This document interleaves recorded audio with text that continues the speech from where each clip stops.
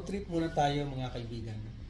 Ang ride natin ngayon ay ang lugar na kilala sa tawag na Maliko na matatagpuan approximately 220 kilometers north of Manila. 3 hours na travel ito kung dadaan tayo ng NLEX, SCTEX at TPLEX via Rosales Exit at babagtasin ang bayan ng San Nicolas sa Pangasinan. Villaverde Trail ang daan natin na nagdudugtong ng Pangasinan at Nueva Vizcaya. Magandang tanawin sa sigsag na daan ito, kaya dinadayo ito ng mga riders at isa na ako sa mga nawiling puntahan ng lugar na ito.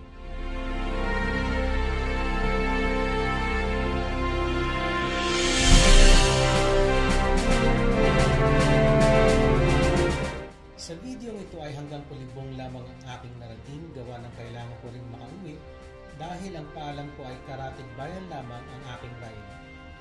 Hanggang sa muli. Babu!